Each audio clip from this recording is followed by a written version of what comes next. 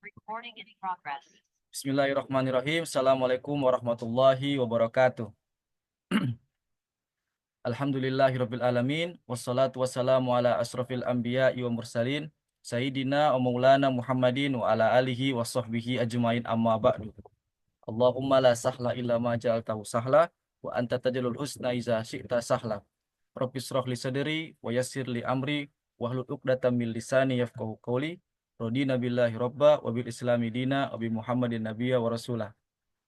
Pertama-tama yang kami hormati Direktur IB Tafsir ID sekaligus Kaprodi eh, Ilmu Al-Quran Tafsir Pasca Sarjana Dr. Abdul Muhyidd Nawawi, dan juga yang kami hormati pula pemateri pada pagi hari ini, yaitu kita panggil saja Ustazah Suryanti MAG UPI.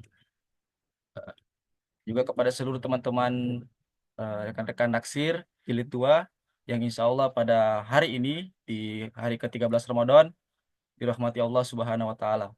Pertama-tama bersyukur kepada Allah Subhanahu wa taala karena pada pagi hari ini kita masih diberikan kesehatan, keafiatan, kesempatan sehingga bisa tatap muka kembali dalam agenda yang sama, yaitu Naksir, ngaji kajian tafsir edisi Ramadan Jilid 2, yang mana ini merupakan pertemuan keempat kita setelah kemarin 3 pertemuan yang sudah kita lewati bersama.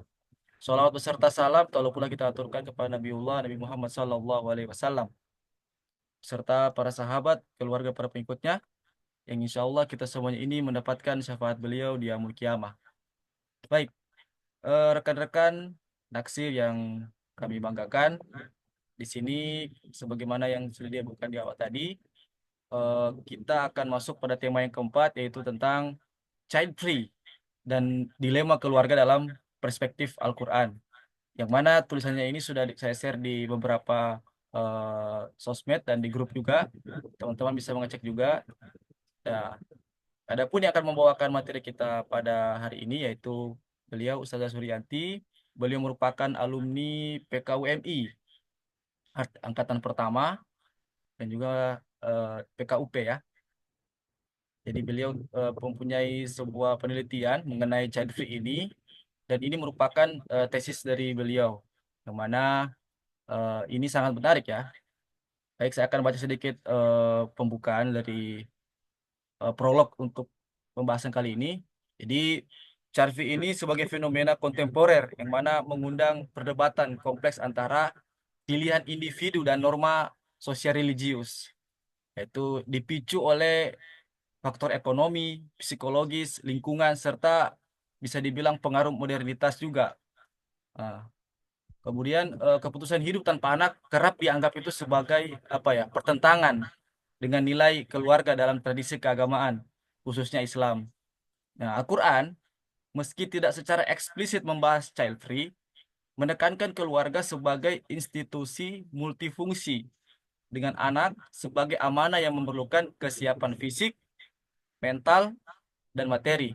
Nah, di sini peneliti eh, Ustaz Suryanti itu melalui lensa Maqasid Syariah mengkaji dialektika antara otonomi individu itu dalam memilih child free dan prinsip penjagaan keturunan, yaitu kalau bisa dibilang hibzun nasal itu, serta hibzul mal, menimbang apakah keputusan tersebut dapat selaras dengan tujuan syariat atau sekedar respon pragmatis atas tantangan zaman. Nah, ini menarik ini. Jadi supaya tidak memakan waktu banyak, langsung saja kita serahkan kepada Ustazah Suryanti untuk mengeksplor lebih luas penelitiannya ini. Saya beri waktu sekitar 40 menitan. Dan teman-teman yang lain mungkin bisa memperhatikan, juga bisa membaca tulisan yang ada di kolom komentar. Saya akan kirim setelah ini. Baik, kepada Ustazah Suryanti, waktu tepat kami persilakan. Baik, terima kasih. Apakah suara saya terdengar? Ya, jelas-jelas. Oke, baik. Sebelumnya, Assalamualaikum warahmatullahi wabarakatuh. Assalamualaikum warahmatullahi wabarakatuh. Yang kami hormati guru kami, Syekh kami, yaitu Dr. Abdul Muhyidd Nawawi, selaku Direktur IB Tafsir. Saya juga mengucapkan terima kasih atas kesempatannya untuk berdiskusi pada siang hari ini. Kemudian terima kasih juga kepada tim IB Tafsir Kemudian selanjutnya saya juga mengucapkan terima kasih kepada moderator yang telah membuka diskusi pada pagi hari ini dengan telah menyimpulkan sebenarnya yang akan saya sampaikan pada pagi ini. Nah, izin share screen.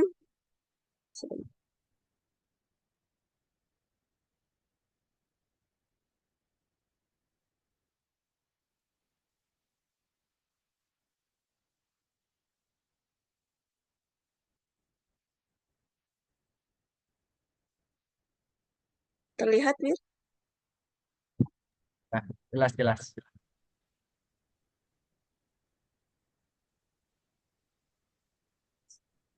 Oke, Bismillahirrahmanirrahim. Kita mulai.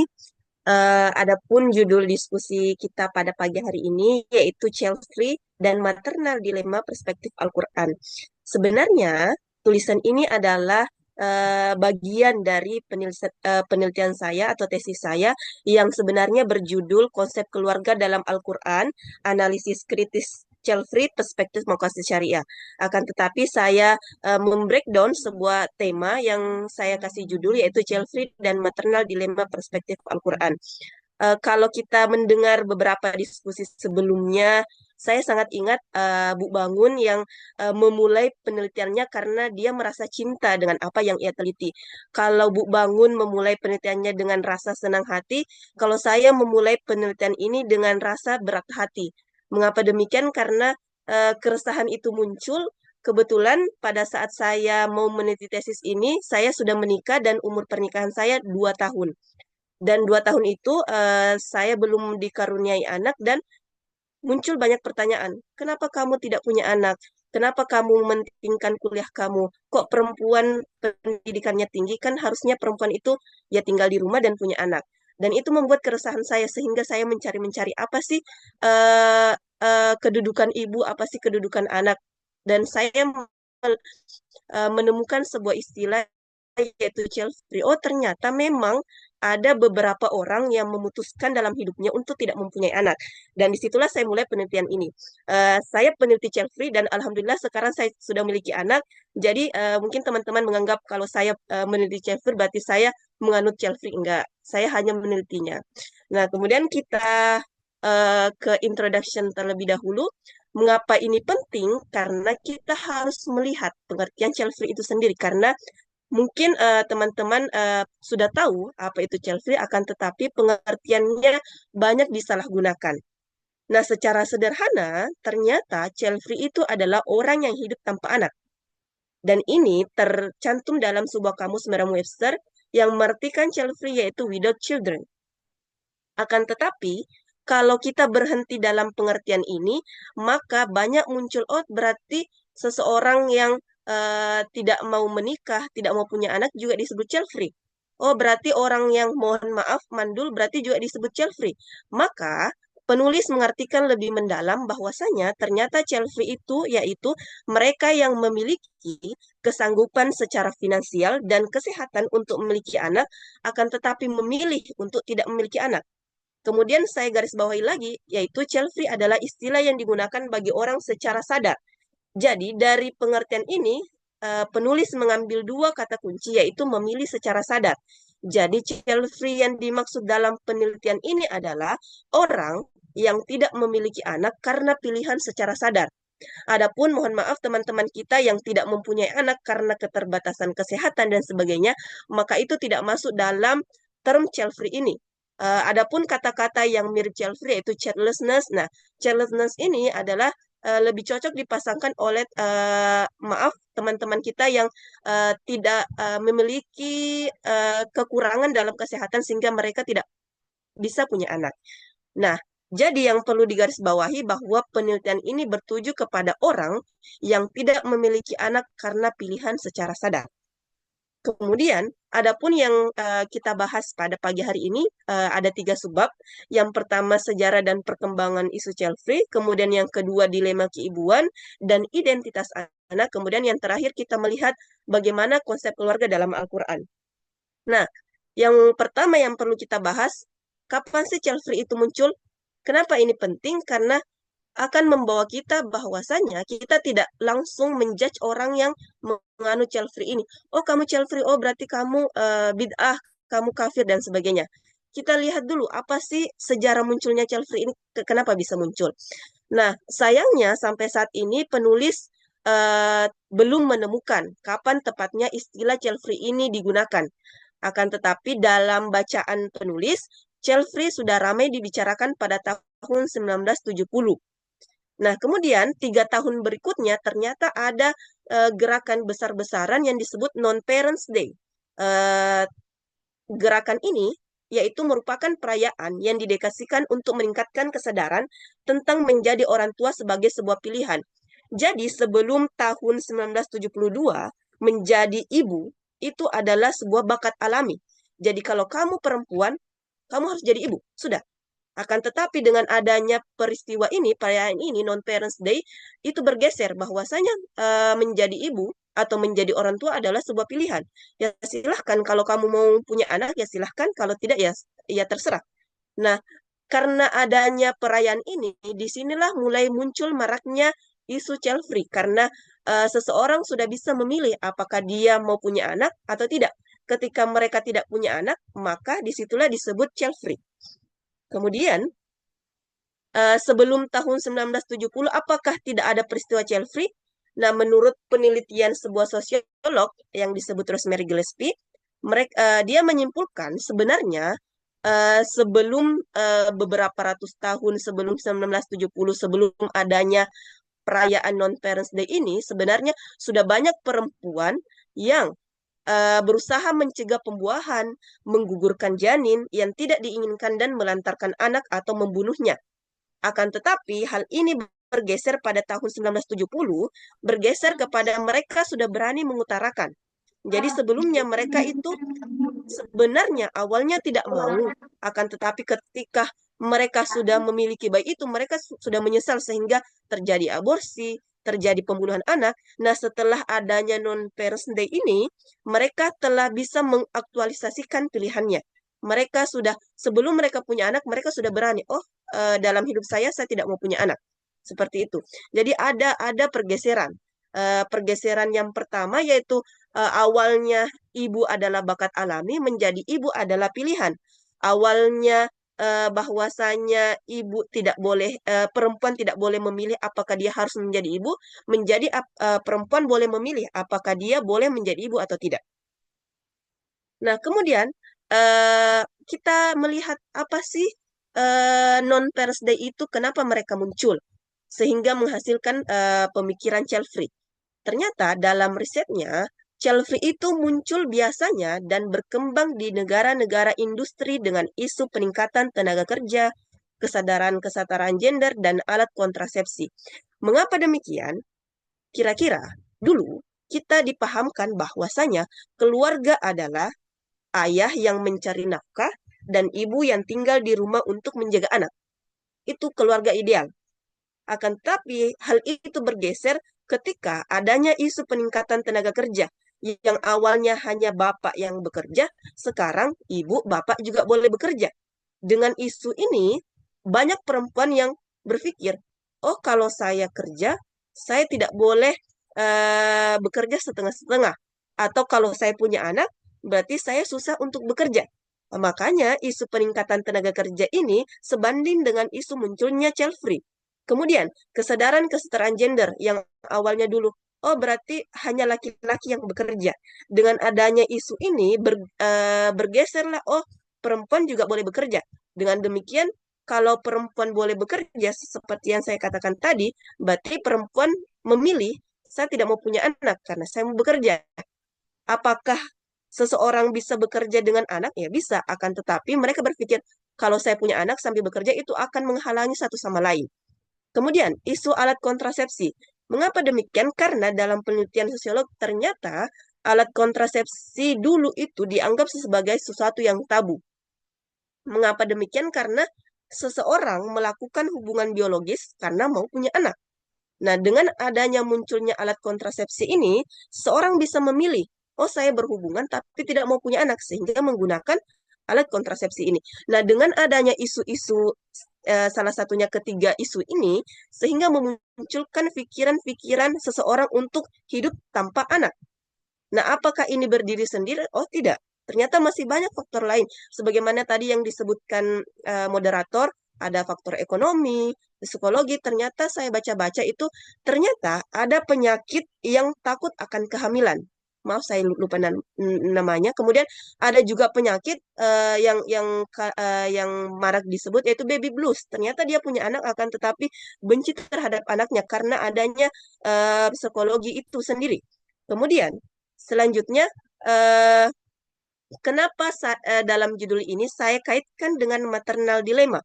Karena ketika seseorang memutuskan untuk tidak punya anak, apalagi perempuan, mohon maaf, apalagi perempuan, dalam dirinya itu berkecamuk. Karena kita sudah ditanamkan bahwasanya perempuan itu kodratnya menjadi ibu. Kalau kamu menjadi ibu, berarti kamu bukanlah perempuan sejati. Sehingga muncullah term maternal dilema atau dilema keibuan. Saya belum meneliti, mungkin saja ada dilema kebapakan, mungkin teman-teman juga bisa bisa meneliti. Jadi ketika seorang laki-laki tidak mau punya anak, apakah mereka dilema atau tidak? Mungkin teman-teman bisa meneliti lebih lanjut apakah ada istilah dilema kebapakan. Karena maternal dilema atau dilema keibuan sudah muncul sejak tahun 1970 bersamaan dengan munculnya child free itu. Nah, maternal dilema atau dilema keibuan yaitu seorang perempuan dilema apakah dalam hidupnya dia harus menjadi ibu atau tidak. Nah, kapan sih ini muncul? Yaitu ketika tadi bersamaan dengan non-parents day itu, yaitu pada tahun 70-an, yaitu ketika perempuan mulai memiliki lebih banyak pilihan dalam kehidupan mereka, seperti pilihan untuk memiliki anak. Nah, maternal dilema ini, meskipun para feminisme itu sudah bergerak supaya perempuan memiliki kebebasan untuk memilih, akan tetapi masih berkutat perdebatan apakah menjadi ibu itu adalah bakat alami atau sebuah keterbatasan. Apakah mengurus anak itu kebahagiaan atau neraka? Dan lebih jenakanya lagi, apakah seorang perempuan ketika keluar-keluar itu lebih baik membawa popok atau laptop? Nah, itu sebuah dilema sampai sekarang. Jadi apakah perempuan itu lebih cocok mana nih kalau keluar bawa popok atau bawa laptop? Apakah seorang perempuan itu lebih cocok menjadi ibu sebagai bakat alami akan tapi terbatas dan sebagainya. Itu terus berputar berputar sampai sekarang. Nah, untuk meneliti ini tentu mungkin kalau melihat dalam judul kami child free perspektif Al-Qur'an. Memangnya ada kata child free dalam Al-Qur'an? Ya tentu tidak. Makanya penulis memunculkan sebuah konsep yang sangat terkait dengan child free ini yang sudah dibahas dalam Al-Quran, yaitu konsep keluarga. Mengapa ini terkait? Karena ketika kita memahami keluarga adalah sebuah hubungan bapak, ibu, dan anak, maka child free tidak bisa diterima. Karena syarat keluarga harus ada bapak, ibu, dan anak. Akan tetapi kalau kita memahami keluarga sebagai hubungan kelompok supaya mencapai tujuan yang sama, maka child free bisa diterima. Nah, terserah kita memandang keluarga seperti apa. Nah, kemudian kita melihat dulu posisi anak. Kalau kita menanamkan ke diri kita bahwa anak adalah investasi akhirat, investasi dunia, maka anak di sini bisa disebut sebagai kewajiban supaya kita memiliki investasi. Akan tapi saya mengutip sebuah perkataan dari Haberton Auckler, dia mengatakan bahwasanya bagi orang tidak beradab, anak adalah aset. Sedangkan bagi orang yang beradab, anak adalah tugas. Nah, pandangan ini menggeser, mungkin teman-teman juga sering mendengar bahwasanya banyak anak, banyak rejeki. Nah, itu juga tergeser. Rejeki itu harus diusahakan. Sehingga kalau kita memahami perkataan ini, anak bukan sebagai sesuatu yang harus dalam hidup. Akan tetapi, anak adalah tugas yang harus dipikir. Kalau kita pengen punya anak, kita harus memikirkan apakah anak nanti terpenuhi dan sebagainya. Seperti artis yang sedang ramai yaitu Cinta Laura, beliau ini tidak mau punya anak dan mengaku dirinya sebagai child free. Cinta Laura ini mengaku dirinya sebagai child free dengan alasan saya melihat dunia ini semakin semakin amburadul. Saya melihat dunia ini semakin krisis. Sehingga saya takut nanti anak saya hidup dengan keterbatasan. sehingga dia memilih child free. Jadi kita melihat alasan cinta Laura ini banyak aspek. Ada aspek lingkungan, ada aspek ekonomi, kemudian ada aspek psikologi juga. Nah, kemudian bagaimana sih child free ini di lingkungan Indonesia khususnya?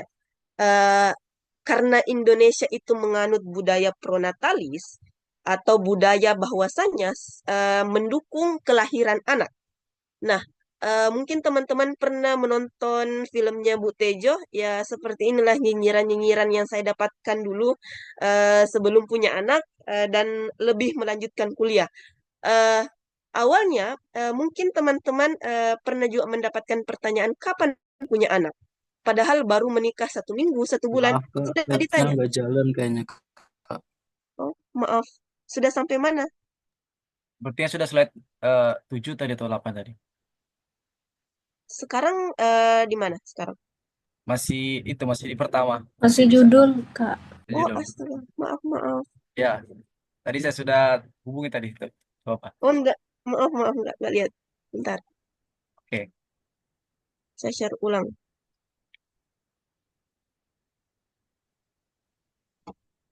Kalau di slideshow bisa ya? Di slideshow aja.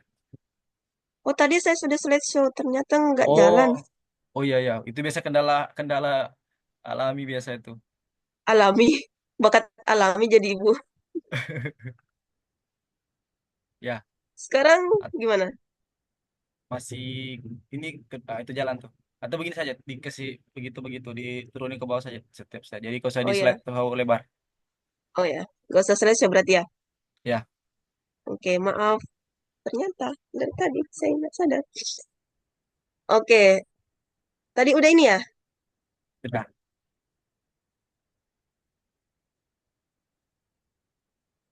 Mhm. Oke, kita mulai dari sini. Tadi saya bilang, meskipun perempuan, para feminis sudah berjuang supaya perempuan memiliki pilihan, akan tapi itu terus bergerak pada diskusi-diskusi atau pertengkaran. Tadi ada 3 yang saya paparkan bahwasanya, apakah menjadi ibu adalah sebuah bakat alami atau bukan? Atau justru menjadi ibu adalah sebuah keterbatasan? Itu perdebatan pertama. Perdebatan kedua, apakah mengurus anak adalah kebahagiaan atau neraka? Mungkin bagi sebagian orang itu adalah bahagia, wah lucunya, wah wah dan sebagainya. Akan tapi mungkin beberapa orang yang tidak mendapat dukungan dari keluarganya itu akan memunculkan neraka dalam dirinya. Kemudian yang terakhir perdebatannya yaitu saya simpulkan bahwasanya apakah seorang perempuan itu lebih baik membawa popok atau laptop? Jadi ketika keluar-keluar, apakah mereka seharusnya membawa popok, yaitu punya anak, atau laptop, yaitu bekerja? Nah, kemudian perdebatan ini terus mengalir sampai sekarang. Nah, kemudian tadi yang saya kutip sebuah perkataan Haberton Alcott, bahwasanya bagi orang tidak beradab, anak adalah aset. Sedangkan bagi orang beradab, anak adalah tugas. Nah, kalau kita paham bahwasanya anak adalah tugas, berarti kita bisa, berarti pemahaman child free ini bisa masuk dalam sini. Jadi kalau seseorang merasa dirinya tidak bisa mengemban tugas itu, berarti ya silahkan memilih child free. Akan tapi kalau kita memahami bahwasanya anak adalah aset, berarti kita semestinya punya aset, yaitu anak. Nah, kemudian bagaimana sih child free itu di budaya Indonesia? Seperti yang saya tadi katakan bahwasanya teman-teman pernah melihat Bu Tejo yang super nyinyir. Nah, begitulah yang saya dapatkan juga dulu ketika saya sudah menikah dan belum punya anak. Kapan punya anak? Bukannya pertanyaan ini lebih baik ketika jika kamu punya anak, apa yang kamu perlu siapkan? Bukannya bertanya kapan punya anak, tapi seharusnya pertanyaan itu digeser menjadi jika kamu punya anak, kamu harus apa? Apa yang kamu siapkan? Bahkan tidak sampai pertanyaan kamu kapan punya anak. Pertanyaan ini menggeser kepada stigma. Jangan nunda loh, nggak baik. Jangan nggak punya anak loh, kamu bukan perempuan sejati dan sebagainya.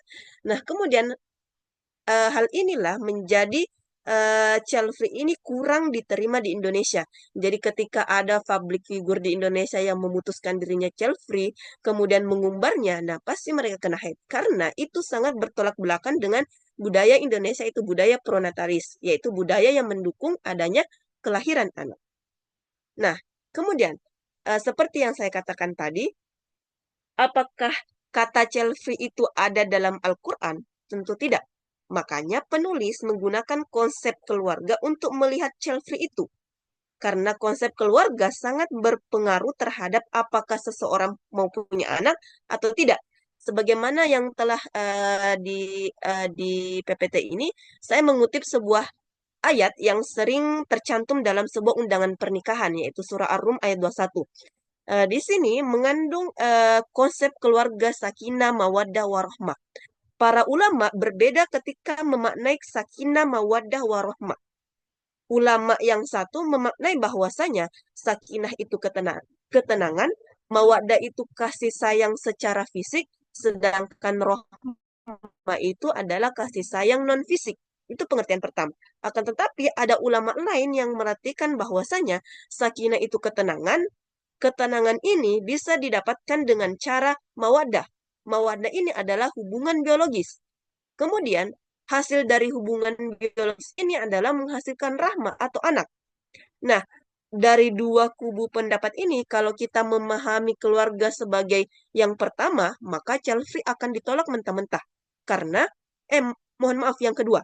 Karena diartikan sakinah ketenangan, ketenangan ini bisa didapat dengan adanya hubungan seksual yang menghasilkan anak. Berarti sebuah keluarga bisa bahagia kalau punya anak. Faktanya, banyak penelitian, meskipun sebuah keluarga itu punya anak, itu tidak serta-merta membuat mereka bahagia. Karena kebahagiaan itu banyak faktornya. Nah, kemudian kita hanya melihat keluarga dalam satu ayat ini. Bagaimana kalau kita melihat term keluarga dalam Al-Quran secara tematik? Nah, penulis ketika menelusuri kata keluarga dalam Al-Quran itu eh, beberapa kata yang berarti Al-Quran yaitu alun, rohat, kurbah, asyirah, dan arham. Nah, beberapa kata ini berarti keluarga akan tetapi beda-beda. Kayak ahlu itu kadang berarti keluarga, juga kadang berarti pengikut atau umat.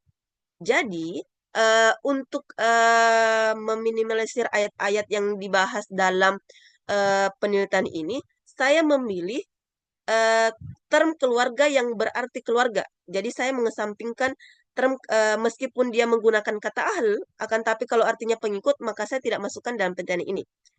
Nah, kemudian setelah saya meneliti beberapa ayat tersebut, saya menarik kesimpulan beberapa ayat tersebut memunculkan sebuah fungsi keluarga.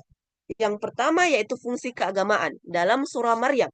Fungsi keagamaan ini yaitu terletak bahwasanya seorang keluarga atau sebuah keluarga itu harus saling mengingat antara satu sama yang lain. Seperti dalam surah Maryam ayat 55, wa kana ya'muru ahluhu bisolati waz zakah. Jadi di sini kita diperintahkan untuk memerintahkan keluarga kita untuk sholat dan zakat. Jadi dengan tidak langsung fungsi keluarga salah satunya yaitu fungsi keagamaan, yaitu saling memerintahkan dalam keagamaan. Kemudian yang selanjutnya itu fungsi perlindungan. Nah, fungsi perlindungan ini dalam ayat At-Tahrim ayat 6, ya ayyuhalladzina amanu qu anfusakum wa ahlikum nara. Jadi dalam keluarga kita harus saling melindungi. Melindungi dari apa? Dari azab neraka. Kemudian Ibnu Abbas mendefinisikan bahwasanya cara seseorang melindungi keluarganya yaitu dengan cara supaya diingatkan keluarga kita untuk senantiasa berbuat kebaikan kemudian meninggalkan kemaslahatan meninggalkan kemudaratan. Jadi cara untuk kita menjaga dan melindungi keluarga kita yaitu tadi menyuruhnya untuk berbuat kebaikan. Kemudian fungsi selanjutnya yaitu pada surah An-Nisa ayat 1 yaitu fungsi biologis. Jadi dengan adanya pernikahan yaitu untuk menyalurkan fungsi biologis seseorang. Nah, fungsi biologis inilah yang erat kaitannya dengan anak. Berarti kalau seperti itu, kalau fungsi biologis tidak terpenuhi, berarti tidak bisa disebut sebagai keluarga yang utuh karena ada salah satu fungsi yang tidak terpenuhi. Nah, nanti kita akan lihat bagaimana fungsi biologis ini akan dielaborasi dengan lanjut. Kemudian fungsi pendidikan. Fungsi pendidikan kita ketahui bahwasanya dalam keluarga kita harus saling mendidik satu sama lain seperti ibu mendidik anaknya, bapak mendidik ibunya dan sebagainya. Kemudian selanjutnya adalah fungsi ekonomi.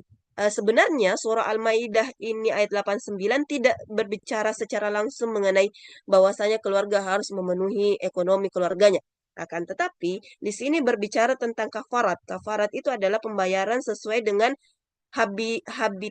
sesuai dengan makanan yang biasa dimakan oleh keluarganya. Otomatis bisa disimpulkan bahwasanya setiap keluarga itu harus memenuhi makanan setiap anggota keluarganya. Nah, kemudian selanjutnya tadi kita melihat bahwasanya salah satu fungsi keluarga adalah fungsi biologis, yaitu menyalurkan biologis yang menghasilkan anak. Nah, kita lihat anak dalam Al-Quran apakah semuanya diperintahkan kamu harus punya anak. Nah, tergantung.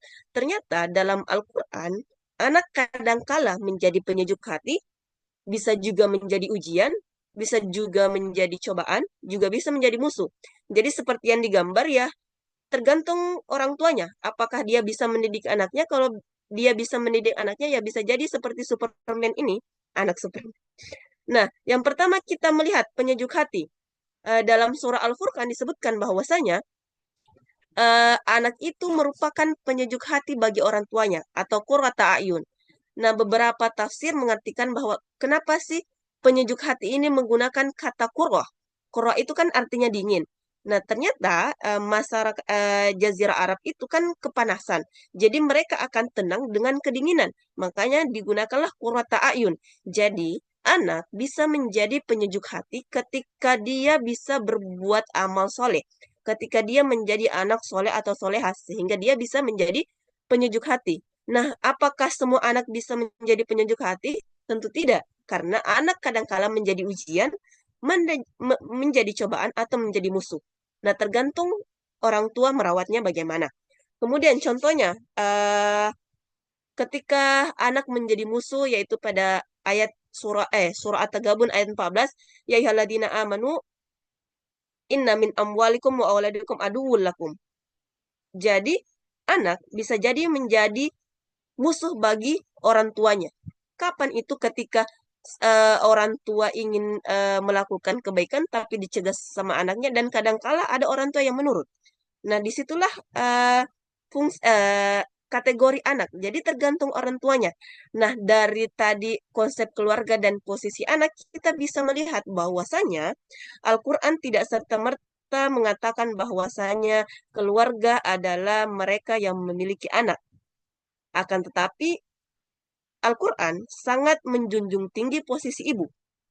Dengan kata lain, seseorang bebas, bukan bebas, boleh memiliki anak, akan tetapi memaknai anak itu sebagai sebuah tanggung jawab yang besar.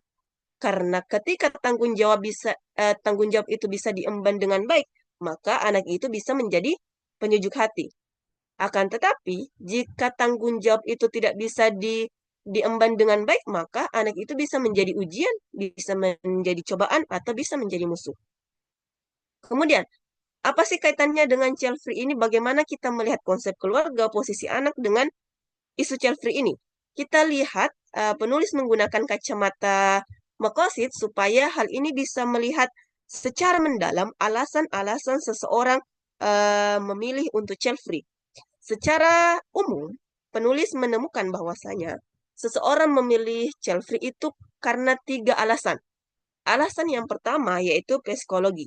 Mungkin beberapa orang tidak mau punya anak karena tidak siap, atau dia memiliki inner child yang ketika mereka kecil itu tidak diperlakukan dengan baik, sehingga ketika dia dewasa, dia takut untuk punya anak.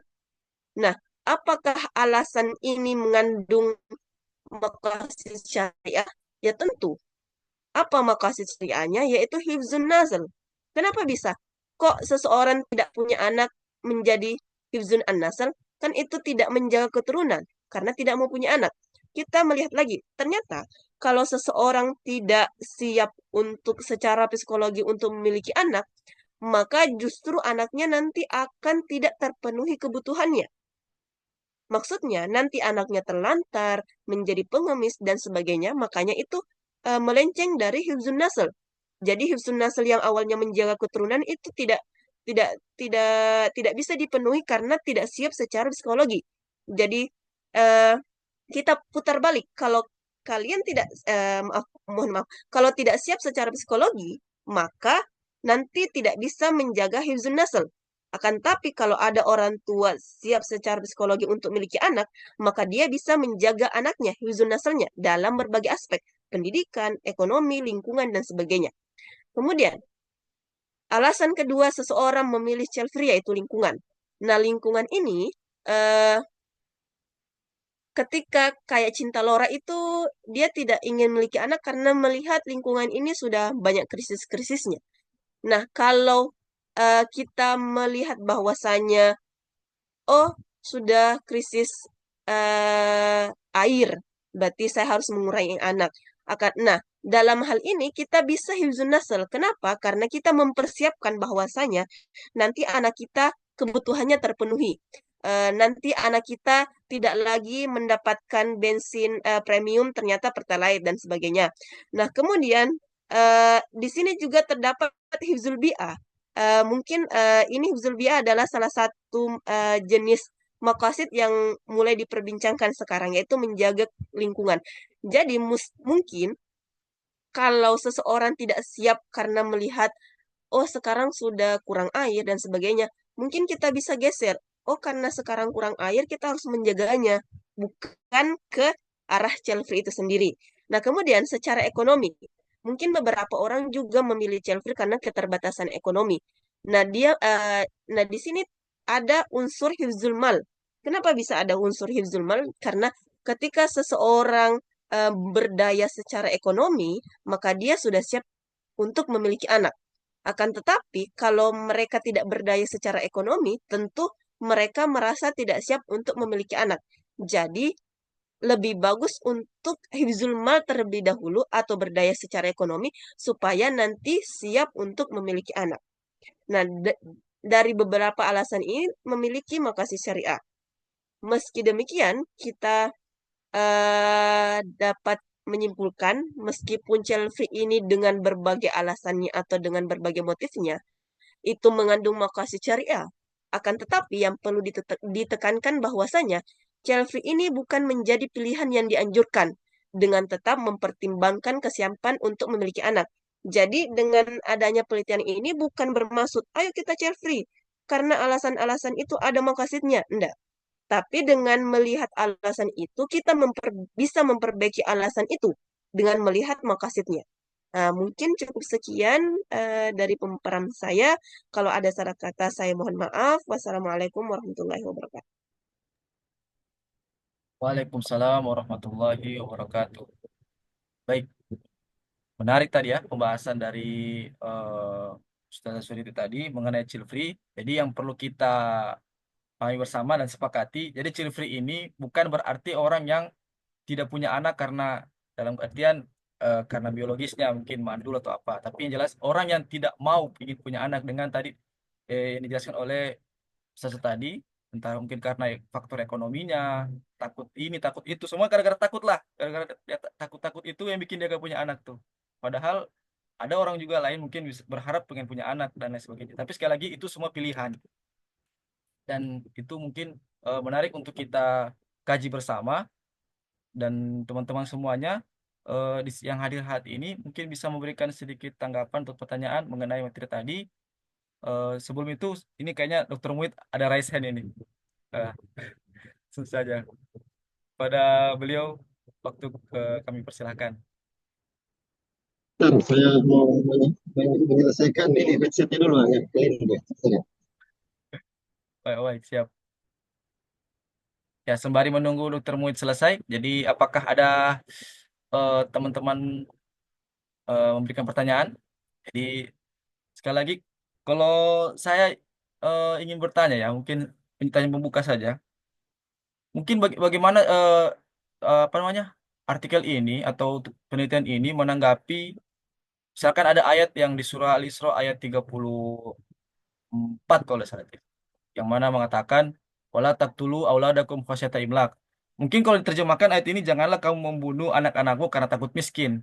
Dan saya baca penafsirannya memang itu di zaman jahiliyah apa konteksnya saat itu adalah mereka membunuh anak-anak perempuannya itu karena ya itu takutnya eh, Mekah melarat atau apa. terutama perempuan ya, bayi perempuan. Nah, jadi mungkin bisa kalau ditarik kontekstualisasi hadis ini apa ayat itu ya, pemahaman tentang tak tulus itu mungkin bisa juga diartikan sebagai child free. Ini mungkin saya punya pemahaman ya. Kalau salah mungkin bisa ditanggapi. Itu mungkin dari saya. Jadi saya kembalikan dulu ke Dokter Muid. Jadi pertanyaan tadi bisa disimpan dulu. Silakan, Pak.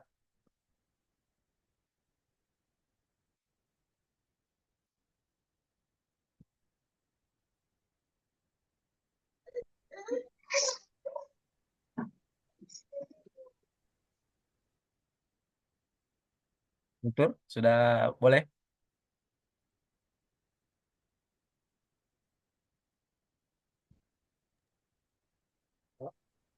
Siapa yang dipersilakan?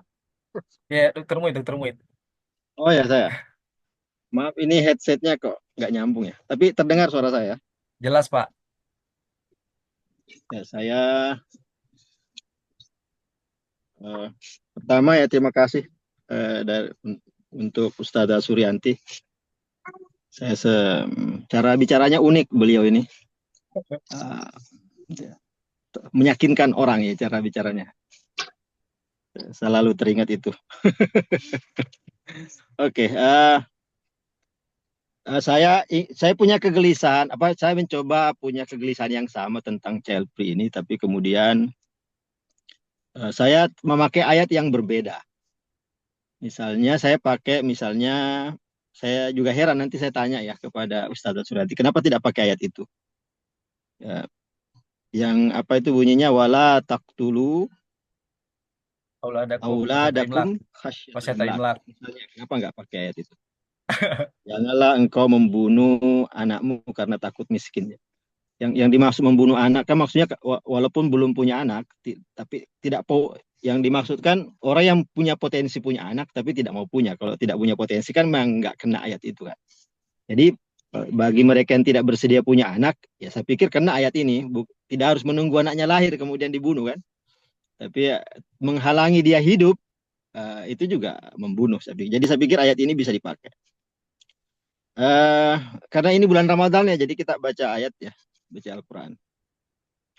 Nah, ayat ini di ayat 31, tapi saya melihat bahwa untuk memahami ayat larangan itu, kita mulai dari ayat 23, ya, surah Al-Isra. Di situ dimulai dengan wa qadha rabbuka alla ta'budu illa iyyah. Jadi ini seperti Allah bicara sama Ustadz Ahmad Musawir nih ya. Kata Allah kepada Ahmad Musawir,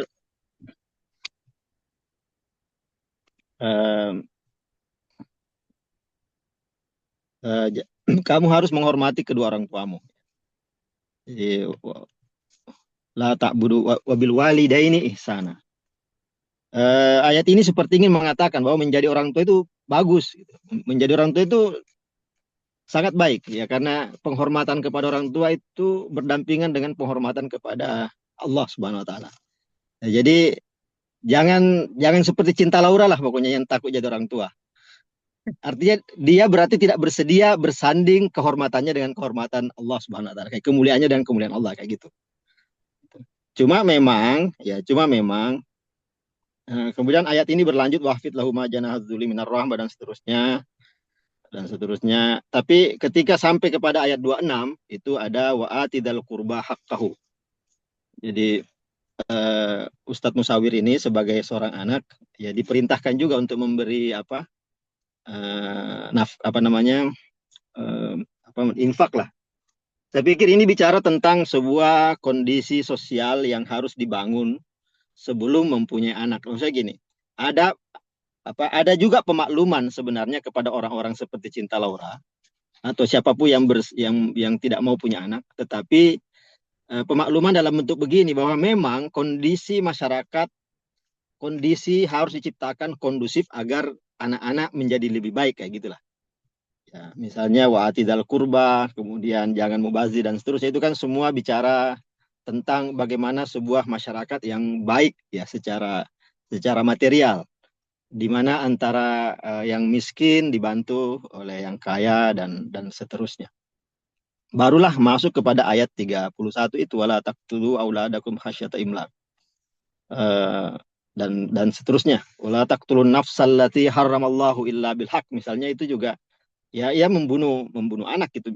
Jadi tiba-tiba Cinta Laura misalnya melakukan itu, berarti dia membunuh anak tanpa hak. Tetapi tapi masih ada celah untuk beliau itu untuk melakukan itu ketika memang tidak memungkinkan untuk itu. Jadi kondisi tidak memungkinkan, ketika kondisi sosial yang disebutkan di ayat-ayat sebelumnya itu tidak terjadi. Saya kira itu saja sebagai ceramah saya. Saya sudah pakai peci ini, jadi saya harus berceramah. Terima kasih. Assalamualaikum warahmatullahi wabarakatuh. Waalaikumsalam warahmatullahi wabarakatuh. Terima kasih Dr. Muid. Beliau walaupun dengan aktivitasnya tetap hadir bersama kita ya, luar biasa memang. Jadi nangkap tadi ya, Ustazah. Intinya hampir sama dengan apa yang saya bilang di awal tadi tentang ayat tadi itu, pengambilan ayat yang itu surah Al-Isra ayat Al-Isra tadi ya. Iya, ayat 34. Kemudian beliau menyinggung juga tentang pertanyaan selanjutnya yang mengenai eh, menjadi seorang orang tua. Mungkin langsung bisa ditanggapi, silakan. Oke, baik. Sebelumnya terima kasih Pak Dokter. Serasa ujian tesis lagi. Mohon maaf, Musa, apakah suara masjid terdengar Ya, sama keras juga nggak? di sini. Eh, masih Atau nyaring suaranya. Masih nyaring suaranya, nggak apa-apa. Lanjut aja. oke, oke. Jadi ayat ini sebenarnya saya sudah bahas dalam tesis saya. Akan tetapi saya memasukkannya dalam hak anak, yaitu hak untuk hidup. Kenapa demikian? Karena ketika saya melihat ayat ini, saya melihat tafsir-tafsirnya. Ayat ini ditafsirkan bahwasanya ayat ini terkait dengan masa dahulu ketika seseorang pada masa jahiliyah. Jadi mereka ketika punya anak perempuan, mereka akan membunuhnya karena beranggapan kalau anaknya perempuan itu tidak akan membawa keuntungan bagi dirinya. Jadi mereka takut miskin dengan adanya anak perempuan itu. Jadi ketika membahas child free ini saya memasukkannya ke hak anak, hak untuk hidup.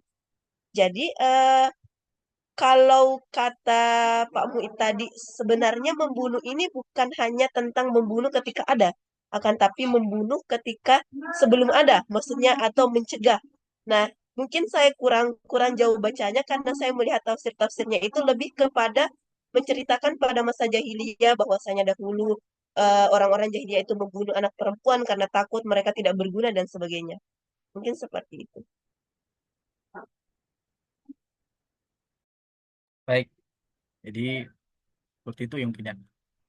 Mungkin bisa nanti pembahasan mengenai itu berarti ada disinggung juga kayak di artikel itu termasuk ayat tadi mengambil apa tidak diambil ayat tersebut dalam sebagai topik utama. Baik, Dr. Muid adakah tanggapan atau mungkin langsung kita beralih ke pertanyaan berikutnya? Di sini sudah ada di komentar sudah banyak dan juga ada di sini yang raise hand Ustadz Muhammad Taufikur Rahman.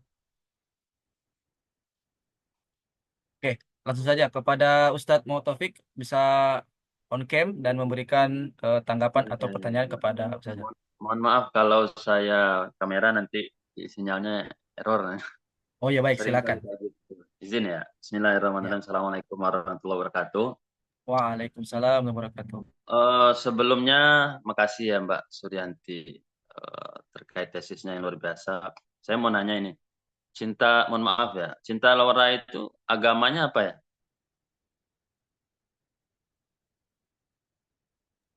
Agama Cinta Laura. Apa ya Mbak? Islam. Setahu saya Islam, Ustadz. Islam ya. KTP-nya Islam berarti ya. Cuman saya tidak terlalu menanyakan apakah Islamnya itu taat atau gimana, saya tidak nanyakan itu ya. Cuman yang saya tanyakan itu begini Mbak. Tadi ada salah satu unsur dari child free tadi itu apakah hanya di pihak perempuan saja atau di pihak laki-laki juga Mbak? Itu yang pertama gitu. Yang kedua, tadi ada disinggung karena faktor ekonomi orang-orang memilih child free gitu ya. Takut nanti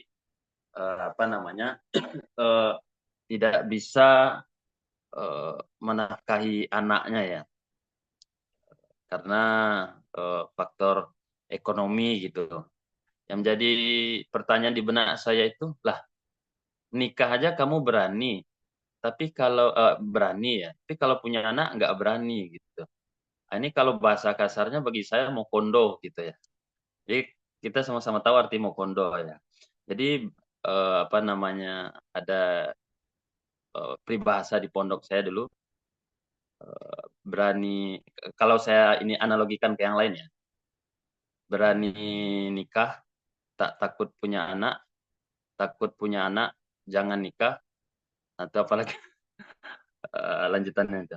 Jadi di surat An-Nur Mbak, An-Nur ayat 32 ya. Ada dijelaskan di sana, Auzubillahi minasyaitonirrajim, bismillahirrahmanirrahim. Wa ankihul ayyama minkum wassolihina min ibadikum wa imaikum iyakunu fuqara yughnihimullah min fadlihi wallahu wasi'un alim. Saya ingin memberikan stressing pada kata iyakunu fuqara yughnihimullah min fadlihi ini, Mbak. Ya. Jika mereka fakir, ya.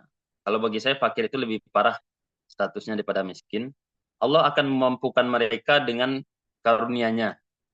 Seperti itu. Nah, yang menjadi persoalan di masyarakat sekarang, Mbak, banyak yang takut menikah, apalagi kalau sudah menikah nanti punya anak, mereka akan bermasalah terkait ekonomi. Nah, mereka ada juga yang membaca dan melihat ayat ini, ya, sehingga apa namanya, mereka malahan bahkan ya meragukan, ini ayat ini serius nggak nih, benar nggak seperti itu. Karena kalau dilihat ya Mbak ya, saya pribadi melihat orang-orang, teman-teman saya juga, mereka yang awalnya ya bisa dikatakan kurang mampu lah gitu. Setelah mereka menikah, mereka ya seperti itu aja. Bahkan malahan lebih parah dari itu. Ya, jadi yang dipertanyakan bagaimana apa namanya, impact atau implikasi dari ayat ini gitu. Ini betul nggak ini Allah dalam ayatnya itu iyakunu fuqara yughnihimullah. Malahan juga teman saya, mohon maaf, ada yang dari kalangan salafi gitu ya. Ini salafi ini kan biasanya banyak yang nikah muda. Ayahnya tidak. Maka ayahnya saking marah udah beberapa tahun gitu ya. 3 apa 5 tahun gitu. Marah ayahnya sampai keluar dari mulutnya, mana yang kata kamu itu nikah nanti menjadi orang kaya gitu, yughnihimullah, mana nggak ada buktinya sama sekali. Saking seperti itunya. Jadi bagaimana sebenarnya kita meyakinkan ayat iyakunu fuqara yughnihimullah itu kepada orang-orang yang child free dengan alasan ekonomi itu, Mbak. Ya, atau perlu kita ganti ayat ini seperti itu. Ya kan, saking ekstrimnya seperti itu. Karena juga beberapa orang ada yang merasakan gitu, Pak. Dia juga udah nikah dengan orang soleh malahan, tapi ya statusnya segitu-segitu aja, bahkan tambah parah lagi apa namanya, status sosialnya gitulah, seperti itu. Itu aja Mbak, bagaimana cara menyelesaikan problem sosial seperti ini, Mbak. Makasih. Assalamualaikum. Baik, terima kasih Ustadz. Luar biasa pertanyaannya ya. Tapi tadi kayaknya minta solusi tadi itu. Ya, tadi sebenarnya sudah nangkap tadi pertanyaan dari beliau. Intinya salah satunya itu adalah menyinggung salah satu ayat. Kalau memang sudah dijamin rezekinya, kenapa masih sampai kayak gini-gini aja kita ini? Kayak gak ada Allah kasih rezeki apa itu. Malah ada cuma nyusahin aja. Apalagi ya, nauzubillah, atau bagaimana anak kita cacat misalnya segala macam. Itu mungkin menjadi salah satu mungkin ketakutan dari keluarga, bahkan ibu. Tapi sekali lagi mungkin kita bisa mendengar langsung dari tanggapan oleh Ustaz Suryanti. Langsung. Oke, terima kasih sebelumnya. Terima kasih juga atas insight-nya dan beberapa tambahannya Ustadz Muhammad Taufikur Rahman ya. Nah, sebenarnya ayat ini juga setelah saya bahas dalam tesis saya, akan tapi saya tidak membahas lebih lanjut dalam tulisan singkat yang ada di IBI. Nah, dari penulisan saya, ayat ini memang membahas anjuran kita untuk menikah. Dan itu juga dibenarkan oleh beberapa tafsir, salah satunya tafsir Ibnu Katsir. Karena iyakun fuqara yughnihumullah min fadli, karena akan dicukupkan. Akan tapi Ibnu Katsir menjelaskan lebih lanjut bahwa sebagian ulama juga berpendapat bahwa menikah itu hukumnya wajib bagi mereka yang mampu. Nah, saya menggarisbawahi kata mampu di sini. Mungkin Allah akan mencukupkan, akan tetapi kembali lagi ke setiap orang, apakah mampu? Mampu di sini kita tidak menjadi pesimisnya, tapi melihat kemampuan kita mampu atau tidak. Jadi saya berkaca dari penafsiran itu bahwa ini anjuran untuk menikah, anjuran untuk tidak takut untuk menikah. Jadi mungkin teman-teman yang belum menikah jangan takut kayak saya belum punya rumah, saya belum punya ini dan ya, akan tetapi melihat kemampuan itu. Nah, sehingga Ibnu Katsir juga mengutip beberapa pendapat ulama bahwasanya itu juga tergantung kemampuan. Sehingga hukum menikah itu juga nanti akan terjabarkan. Sunnah, haram, wajib itu tergantung alasan dan kemampuan seseorang. Mungkin itu secara singkatnya. Baik, bagaimana Ustadz? Ya, itu kan Apakah disuruhnya kalau mampu ya. Ini soalnya ayatnya iyakunu fuqara, fakir gitu. Bukan mampu. Ya kan? Sehingga bahkan gimana ya? Saya juga di satu sisi ada juga pernah merasakan, tapi alhamdulillah sudah berubah statusnya karena yakin berimanlah dengan ayat ini gitu ya. Cuman bagi Alhamdulillah. orang-orang lain itulah. Jadi selain tidak bukan hanya tidak berani menikah, mereka tidak berani juga punya anak. Kenapa? Karena faktor ekonomi tadi. Tapi ayat ini meyakinkan yakunu fuqara yughnihimullah. Nah, kalau seandainya ayat ini betul-betul ya janji Allah ini kan wa'dun ini. Ya mana janji Allah itu seperti itu. Jadi tanda tanya besar gitu bagi ayat ini. Sehingga kok jadinya orang tidak termotivasi untuk menikah, kemudian tidak termotivasi apalagi punya anak seperti itu loh. Kan kaitannya kan dengan child free sekarang. Ya, menarik ini Ustaz. Jadi memang tadi sudah disinggung sama Ustaz tadi. Jadi kan pertama hukum asalnya kan sunnah. Dia akan menjadi wajib kalau dia sudah mampu segala macam. Dan sebenarnya tidak, kalau saya paham ya, ini mohon maaf juga kalau misalkan ada salah-salah juga. Dia butuh bantu mungkin. Jadi misalkan dia miskin nih, tapi sudah pengen menikah karena mungkin tanda kutip difikirkan mengatakan itu kalau sudah nafsunya sudah menggebu-gebu dan dia sudah mapan secara secara finansial mungkin, tapi yang ada satu yang mungkin yang orang kadang tidak pikirkan, siap memiliki anak itu. Nah, ini mungkin yang eh, dan menjadinya apa? Sehingga bahasa kasar tadi dibilang kayak menyalahkan Tuhan. Mana ini bukti kata janji Tuhan ini? Saya sudah menikah tapi sampai 50 tahun, 50 tahun, 5 tahun atau berapa tahun itu saya gak dikasih-kasih juga rezekinya. Ya, sekali lagi mungkin jawaban sederhananya Allah mungkin ini saya mungkin coba jawab aja. Allah mungkin juru berusaha gitu kan, berusaha masih ada ikhtiar lainnya. Dan mungkin juga kita nunggu-nunggu kayak nunggu diam aja nih, nunggu-nunggu kapan datang ya rezeki datang. Ya kan pasti begitu. Ada usaha mungkin orang kayak orang-orang di kampung kita misalnya, kampung saya misalnya itu miskin tapi jualan, hidup juga. Tapi sekali lagi saya pikir Ustadz sudah paham ini. Tapi mungkin ada tanggapan dari Ustadz mungkin. Saya gak berani bilang, makanya jangan nikah, gak mungkin gitu bilang gitu. Itu takut juga saya Jadi bilang gitu. ya gitu ya. Ini kan menarik ini faktual dan realita ini. Jadi kalau seandainya memang benar-benar sudah yughnihimullah, ya sudah berarti alasan child free gara-gara ekonomi itu bisa ditepis seperti itu. Ini Ya, permasalahannya enggak yugni lagi gitu. Sehingga nanti ya sudah. Jadi orang itu hanya ya untuk pelampiasan hasrat biologis sajalah nikah itu. Punya anak nggak usah lah karena belum yughnihimullah gitu. Itu aja. Nanti kalau ditanggapi ya, silakan, kalau enggak ya lanjut aja ya. lah. Baik, terima kasih. Mungkin kok baik, terima kasih Ustaz. Kalau jawaban penceramah ya jawabannya ya tunggu aja itu Allah pasti kasih kok. Tapi kita sini kajiannya kajian ilmiah, tapi akan kita mencoba menjawab dengan data-data dan dalil juga tidak akan kita akan luput juga kita akan bahas. Baik, kita beranjak pada penanya berikutnya. Ini ada resen Ustadz Mufti Abokori. Silakan Ustadz, kalau bisa on cam, bisa langsung di on cam dan langsung bertanya. Assalamualaikum. Oh iya, mohon maaf juga Ustaz. Ini kalau on cam suka tiba-tiba keluar. Oh iya, Aduh, siap-siap. HP murah. Oh Ya, ya, bismillahirrahmanirrahim. Eh, yang kami hormati Direktur IBI dan teman-teman semua. Nah, jadi sebenarnya menarik sekali pembahasannya ini. Kalau jadi buku, insya Allah banyak yang beli ya, Ustaz ya. Karena sangat-sangat eh, masa kini gitulah, milenial lah istilahnya ya. Karena zaman dulu memang orang disibukkan dengan KB, ya, keluarga berencana tadi yang ayat-ayat wala taqtulu auladakum itu kan tentang KB. Lalu juga dulu juga disibukkan dengan menikah atau tidak, yaitu tadi yang disampaikan oleh Ustadz Muhammad Taufikur Rahman. Nah, sekarang kita disibukkan dengan berketurunan atau tidak. Eh, Coba Ustazah Suryanti, saya tidak melihat di ininya di apa namanya di kesimpulannya, kemana sebenarnya arah Al-Quran? Apakah Al-Quran menganjurkan kita berketurunan atau tidak?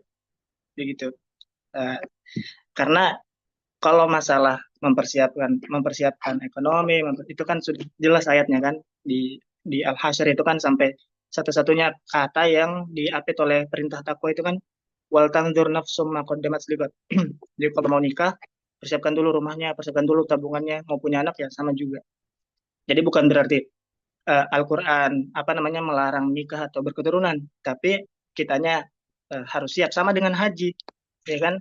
Ada orang haji pakai uang judul, bukan bukan berarti kita bilang udah nggak usah maksain haji, tapi tetap tetap haji, tapi Al-Quran Islam mempertekankan haji, tapi kitanya juga harus siap dengan uang yang halal begitu kan.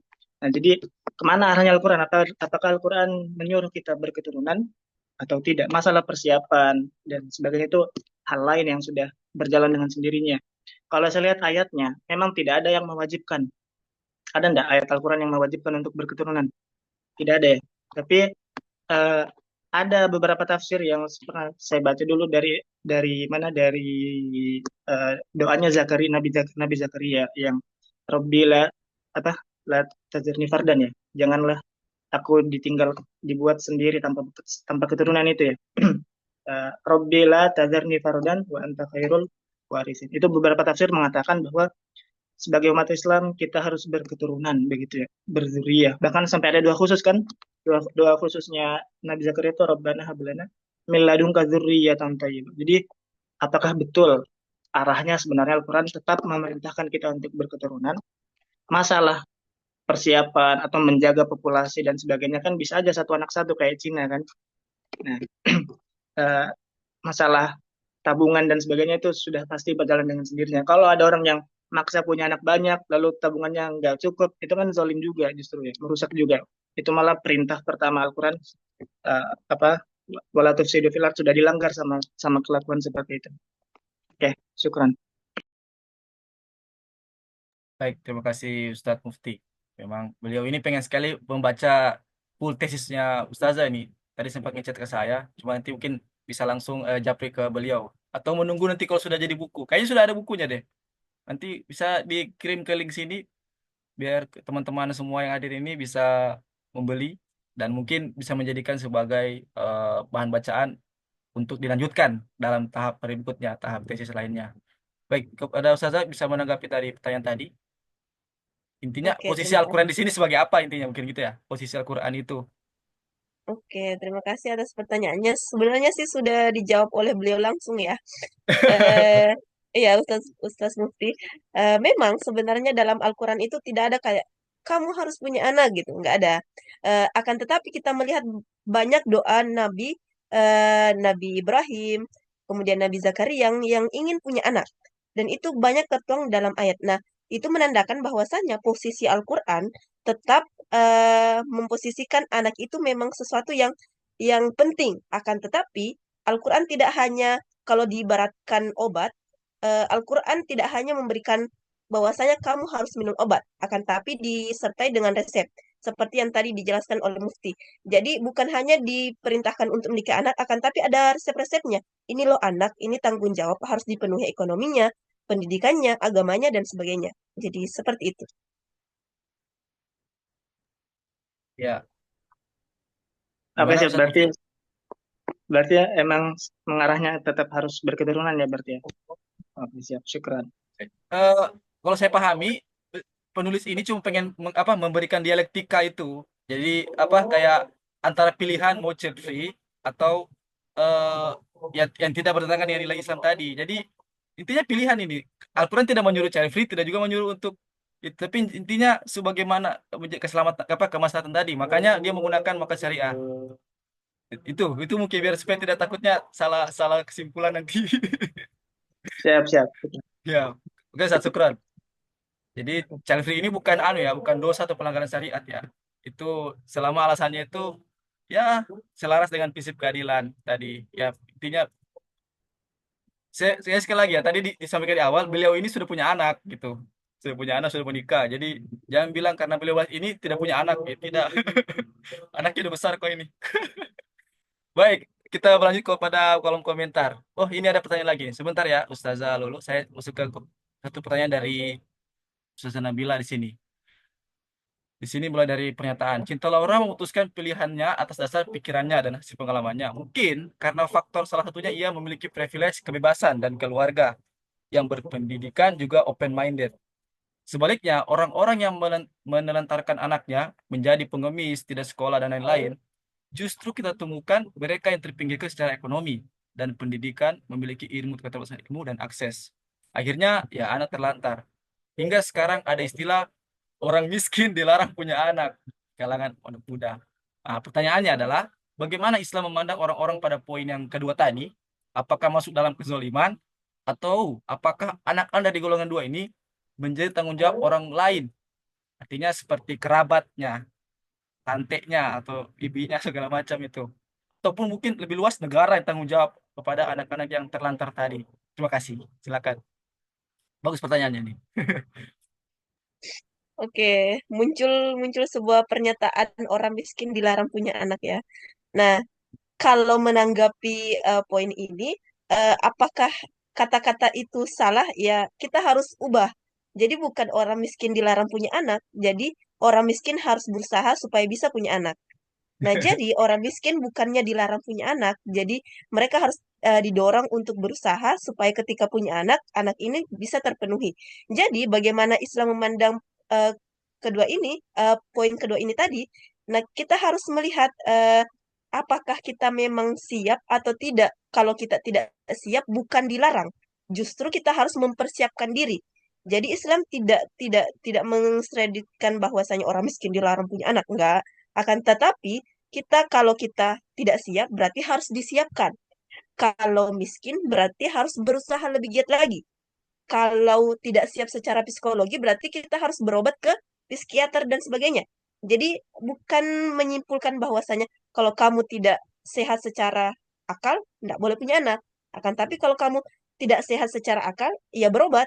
Kalau kamu miskin, berarti berusaha dan sebagainya, dan seterusnya. Mungkin seperti itu. Baik, apakah tanggapan? Jadi intinya orang miskin itu siap-siap memang kalau punya anak gitu loh. Jangan nunggu nanti punya anak baru nyari uang gitu. Harus dari pas nikah itu sudah siap gitu kan. Minimal istrinya dulu lah dihidupin kalau untuk bagi suami ya. Jadi sebelum menikah saya harus siap dulu hidupkan saya punya istri, bagi anak gitu. Ya, Tapi tapi istri sekali lagi, sekarang sudah bisa hidup sendiri. ya itu lagi tuh. Hidup sekarang malah istri yang lebih hidup daripada suaminya. Baik, Hidup istri. hidup istri. Oke, saya pikir sudah terjawab ya dari pertanyaan dari Ustazah Nabila tadi. Kita pindah ke penanya ini ada Ustazah Lu'lu. Baik, Alhamdulillah terima kasih Ustadz atas apa dipersilahkannya saya. Maaf tidak on cam, Oh ya, terdengar apa-apa. ya suara saya. Eh, Jelas, jadi clear. ya sangat menarik sekali ya tentang child free. Sebenarnya saya tuh ingin menanggapi bahwa child free di sini itu di tulisannya Ustazah Supriyanti itu di situ apakah Suryanti. sudah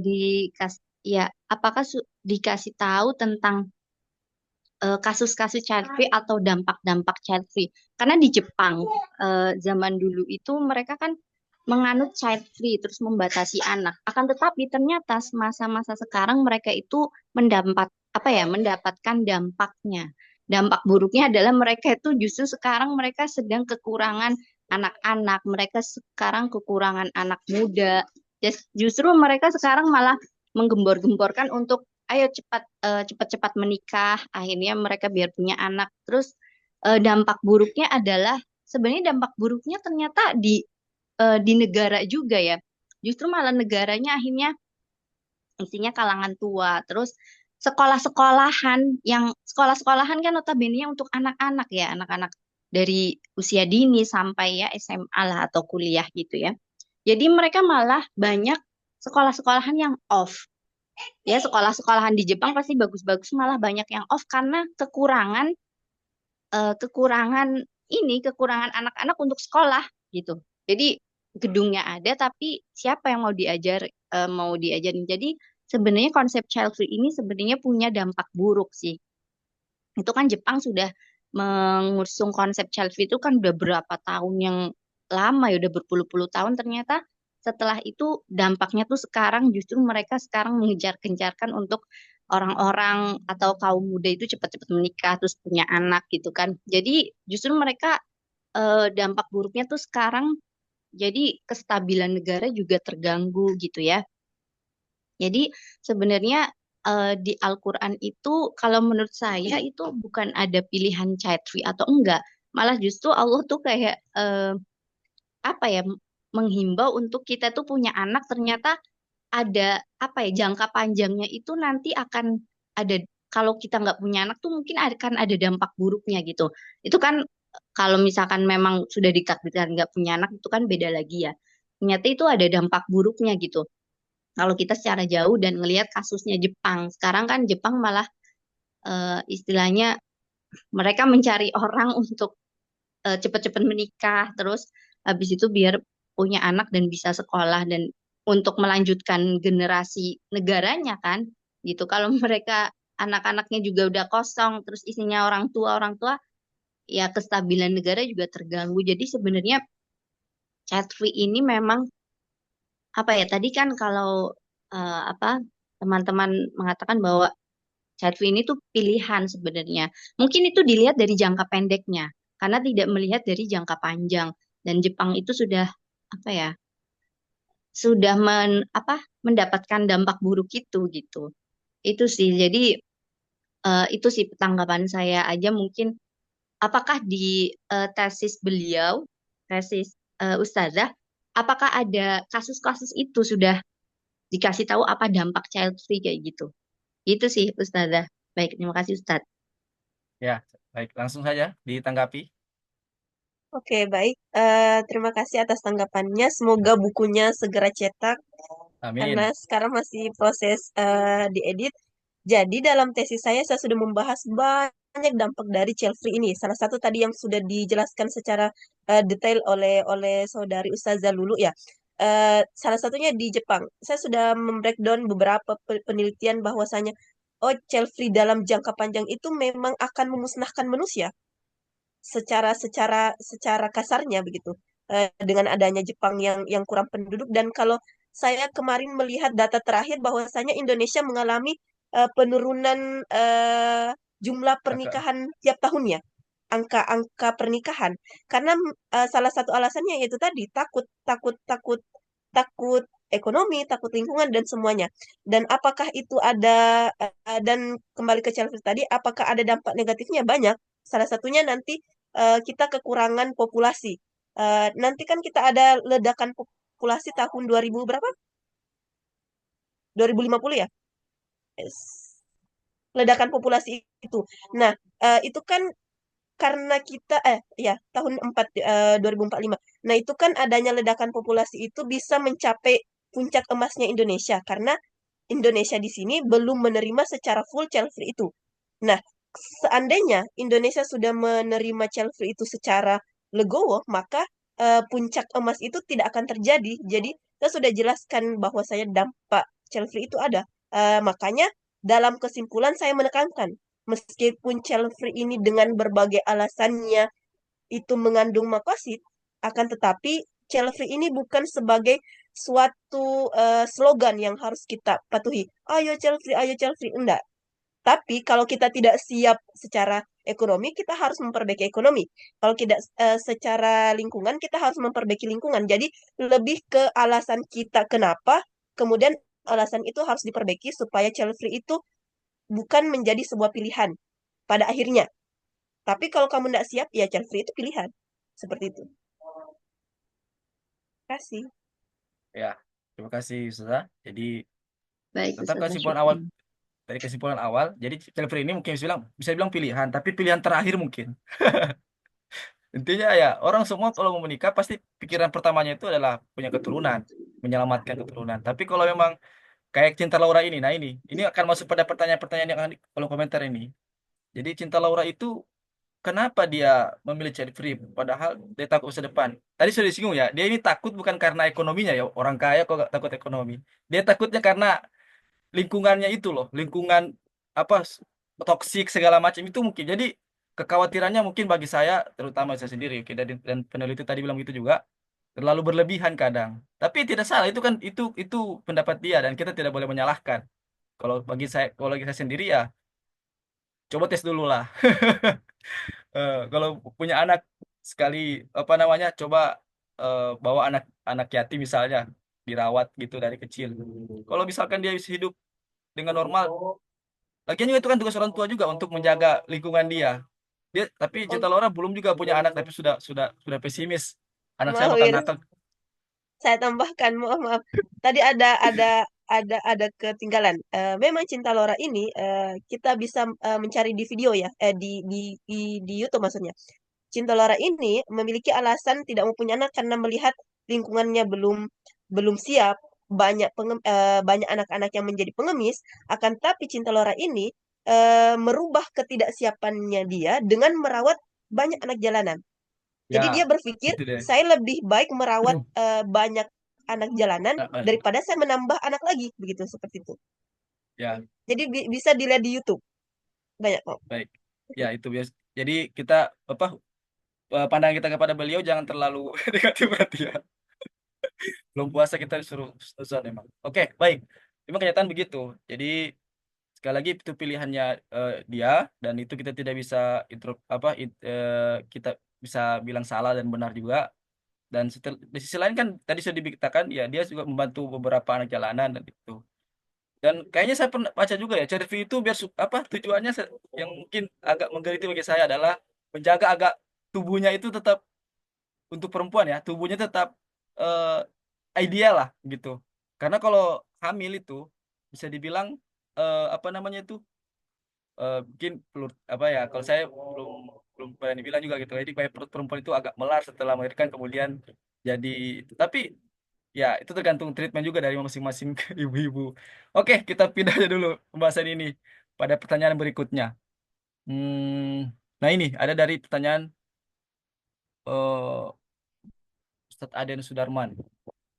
Menarik ini. Bagaimana menghukumi seseorang yang memilih tidak mau menikah? Kalaupun menikah, dia child free. Apakah sudah masuk kategori kafir atau fasik atau ya?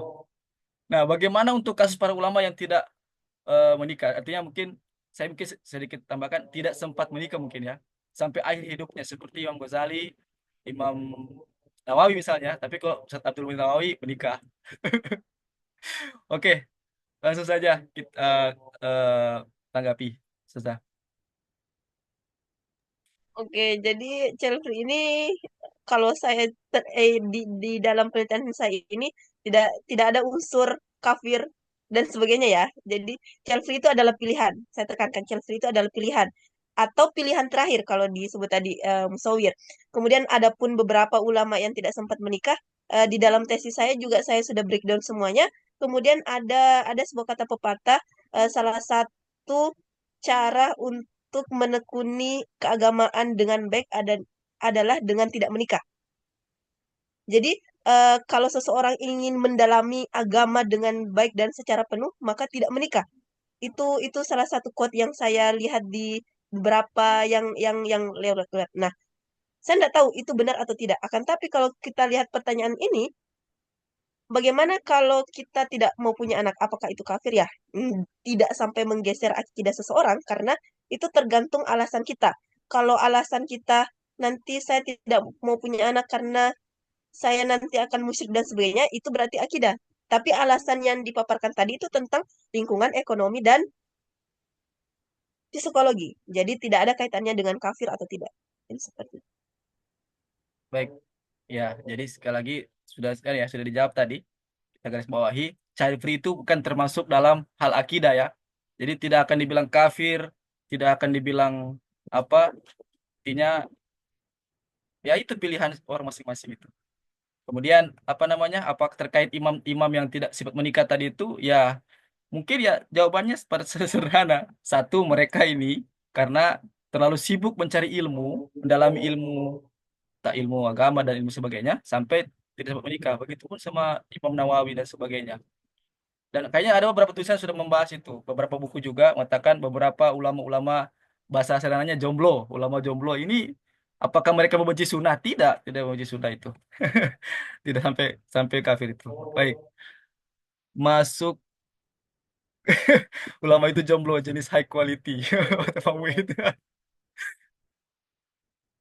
Kita masuk pada pertanyaan lagi di kolom chat komentar.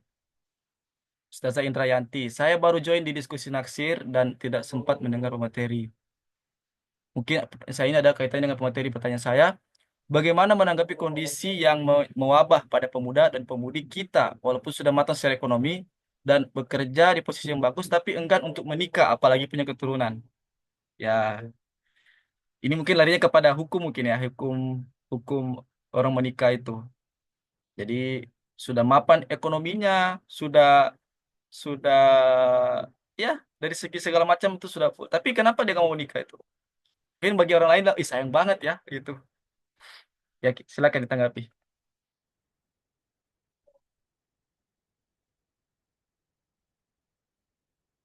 Nangkap tak ya pertanyaan tadi tuh? Oke, oke, oke, nangkap. Nah, Nah, bagaimana sih seseorang yang memang sudah siap secara ekonomi, akan tapi tidak mau menikah? Apakah itu tidak sayang ya gitu? Apalagi kalau tidak mau punya anak. Nah, berdasarkan data pernikahan di Indonesia, bahwasanya 2024 itu mencapai puncak terendah tingkat pernikahan. Nah, ini menarik untuk digali lebih lanjut dan mohon maaf saya belum sempat, saya hanya melihat berita yang kemarin tapi belum melihat alasan-alasan apa saja sih kok kenapa pernikahan ini semakin tahun semakin menurun dan 2024 kemarin mencapai titik terendah seseorang menikah. Apakah seseorang ini semakin realistis untuk mencari jodoh atau apakah biaya keluarga itu semakin meningkat atau banyak alasan lain. Jadi, mohon maaf saya belum mencari alasan-alasan itu. Ketika alasan-alasan itu sudah diketahui, mungkin bisa dikaitkan dengan pembahasan tadi. Seperti itu. Terima kasih. Baik. Ya, ya itu mungkin alasannya kayaknya lebih nyaman kayaknya jadi jomblo mungkin. Astaga. Oke, ya mungkin dia atau alasan lainnya ya mungkin seperti ulama-ulama dulu lah sibuk dengan pelajaran mungkin. Sibuk dengan kerjaan sampai lupa menikah. Tahu-tahu sudah dikubur. Oke, lanjut pada pertanyaan ini tadi luput tadi ya. Info keputusan child free dari perspektif suami. Kok bisa misalnya suami rela tanpa anak? Kedua, komen saya di luar tafsir nampaknya ada dua sebab. Sebab temporer seperti ekonomi, usia, dan sebagainya. Yang jika teratasi sebab itu, maka penganut child free akan siap hamil. Dan sebab berkaitan sistem nilai budaya yang mungkin sudah lebih sulit diubah. Mungkin ini ke ini, apa, eh, child free dalam perspektif suami itu. Oke, sangat menarik ya. Tadi saya sudah jelaskan bahwasanya kan tadi dalam judul ini child free dan maternal dilema. Child free dan dilema keibuan. Jadi ketika seseorang memilih untuk child free ada dilema terhadap perempuan apakah dia sudah menjadi perempuan seutuhnya karena tidak menjadi ibu atau tidak. Nah, yang saya garis bawahi di sini ada apakah ada istilah dilema kebapakan? Kalau ada mungkin bisa dicari karena kalau dilema keibuan itu sudah ada. Jadi kalau kita ada menemukan dilema kebapakan, kita bisa melihat posisi child free itu terhadap bapak-bapak ini, apakah mereka ikhlas tidak punya anak atau tidak. Saya mengambil contoh, mungkin teman-teman juga sudah tahu sebuah seorang seorang artis, bukan artis sih, ya seorang influencer namanya Gita Savitri Devi. Nah, Gita Savitri Devi ini telah menikah dan kedua-duanya sudah memutuskan untuk tidak punya anak. Kemudian ada wawancara kepada suaminya dan suaminya ini juga bersedia bahwasanya mereka sadar bahwa mereka tidak sanggup untuk memiliki anak dan bertanggung jawab terhadap anak itu, maka mereka berdua tidak ingin punya anak. Kalau dilihat dari backgroundnya, mereka mampu secara ekonomi, mereka tinggal di Jerman. Nah, tadi nyambung. Tadi kalau masalah ekonomi, lingkungan, dan psikologi itu bisa diatasi, maka orang yang child free itu bisa ingin punya anak. Akan tapi kalau sudah masalah mindset ini susah. Seperti kayak Gita Savitri Devi ini itu sudah bermindset di kepalanya bahwa saya tidak mau punya anak. Makanya meskipun dia kaya, meskipun lingkungannya bagus, mereka tetap memutuskan untuk child free. Seperti itu. Ya. Baik, kita lanjut pertanyaannya. Mungkin masih lagi pertanyaan ini. Ada dari Ustadz Edi Mulyadi. Bagaimana pendapatnya jika ada seorang laki-laki atau perempuan yang takut menikah, namun dia sering ya menonton film yang dilarang oleh agama? Wah, film dilarang oleh agama ini banyak ini. Kira-kira itu seperti apa? Oke, ini lebih ke ranah fikih ya. Eh, nah, kemudian mengenai hukum-hukum pernikahan juga saya sudah tuangkan dalam tesis saya. Saya membandingkan empat mazhab itu, ternyata memang kalau mazhab Syafi'i sendiri itu, kalau nikah itu dianggap wajib ketika untuk menghindari perbuatan yang dilarang. Nah, mungkin salah satu tadi itu perbuatan dilarang itu adalah menonton film-film yang dilarang agama lah. Berarti seseorang itu wajib nikah. Tidak usah takut. Karena dia sudah melanggar. Kalau menurut mazhab Syafi'i. Karena hal tersebut sudah dikategorikan sebagai wajib nikah. Kemudian kapan nikah itu menjadi sunnah? Yaitu ketika niat untuk menjaga kehormatan. Jadi kalau niat kita untuk menjaga kehormatan, maka nikah itu sunnah. Kalau dalam mazhab Syafi'i. Tapi kalau yang disebutkan tadi Ustaz Edi Mulyadi ini, berarti dia harus memberanikan diri untuk menikah karena hukumnya sudah wajib kalau menurut mazhab Syafi'i seperti itu. Ya, ya apa namanya? Jadi kalau tanya pendapat ya tadi ya harus memang wajib menikah itu. Jadi kalau ada seorang laki-laki takut menikah namun dia sering nonton film itu ya ya cobalah nanti menikah saja tuh. Biarkan nonton terus. Astagfirullahaladzim. Oke, kita pindah lagi pertanyaan lagi pada Ustadz Putra Nahdi. Kita akan targetkan selesai pada pukul 12 eh 11.50 paling cepat. Kalau ada orang yang tidak mau punya anak karena takut masalah ekonomi, apakah menjadi sebuah kelaziman bahwa dia tidak percaya kalau Allah Maha Pemberi rezeki? Ya, ini sepertinya sudah dijawab di awal tadi ya. Jadi intinya eh, bukan soal apa ya. Jadi itu kan sekali dia pilihan. Mungkin dia sudah mungkin bahasanya itu sudah seuzon sama Allah begitu kan. Jadi karena dibilang dia itu saya nikah tapi masih miskin-miskin aja. Karena bagi orang yang berpikiran bahwasanya dia tidak mau menikah atau punya anak karena takut miskin tadi ya itu pilihan dia. Tapi yang jelas Al-Quran tidak menyarankan untuk seperti itu. Tetap silakan tetap ikut Tuhan, tetap berusaha untuk eh, mendapatkan rezeki itu. Karena rezeki itu dicari, kan ditunggu. Ya, itu mungkin ya karena ya ini Ustaz Muid apa Pak Dr. Muid sudah menjawab langsung di chat kok di beliau. Al-Quran sudah melarang. Oke, ini tadi juga termasuk tanggapan dari Ustadz Mufti. Berarti tentang cinta Laura, apakah sebenarnya bukan lagi child free karena sudah mengangkat anak? Karena definisi anak itu tidak harus biologis. Anak angkat juga sudah dianggap sebagai keturunan. Ya, ini kalau dokter Mufti tetap anggap child free. Kalau Ustazah tanggapi gimana? Apakah Oke, beda jadi atau? beda. Jadi child free itu dikhususkan untuk anak biologis kalau dalam penelitian ini. Jadi sebenarnya pengertian child free itu luas banget. Ada yang child free itu bisa disebut bagi orang yang mohon maaf keterbatasan kesehatan juga bisa disebut child free. Orang pasangan gay. Jadi ada pasangan gay yang tidak kan mereka tidak bisa punya anak ya, namanya gay. Dan itu bisa juga disebut child free. Kemudian eh, jadi sangat luas. Makanya dalam tulisan ini saya kerucutkan bahwasanya child free yang dimaksud dalam tulisan ini adalah orang yang memilih secara sadar untuk tidak punya anak secara biologis. Seperti itu. Baik. Eh, jadi child free itu sebagaimana dikatakan oleh penulis tadi, peneliti, disepakati bahwa hanya ini khusus untuk biologis. Kalau untuk anak yang di luar dari keturunannya itu bukan child free namanya. Karena child free itu adalah yaitu dia tidak mau ingin punya anak yang lahir dari kandungannya. Begitu mungkin ya. Ya. Baik, ini kita masih punya waktu sekitar 10 menit lagi.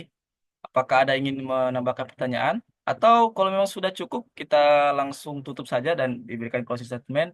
Karena saya yakin ini materi ini memang akan menarik dan terus menarik ya. Karena bisa juga dikaji, tadi sempat dibilang juga oleh pemateri, bisa masuk pada ranah bagaimana dari eh, kacamata misalkan suami yang pengen cari free gitu. Tuh. Suaminya putus asa punya anak, gak mau punya anak suaminya. Ya, itu mungkin bisa juga bisa menjadikan bahan penelitian yang apa namanya? Yang selanjutnya dari ini atau mungkin dari teman-teman semuanya ingin mengkritik ini tidak masalah. Dan karena memang tujuannya dari ajian ini adalah lahir sebuah penelitian lanjutan, entah berupa mengisi kekosongan dari apa yang diteliti oleh Ustazah tadi, atau mengkritik bagian-bagian yang ada di dalam penelitiannya. Dan itu sangat menarik itu, karena teman-teman di sini kan juga mungkin dalam tidak menutup kemungkinan ya, saya tidak menuduh semuanya juga. Ada yang mungkin saya tidak terima child free ini, kritik child free langsung. Ya, itu bisa ditulis dalam bentuk sebuah penelitian, entah berupa artikel jurnal atau mungkin skripsi atau mungkin sampai ke tahap tesis dan disertasi. Seperti itu.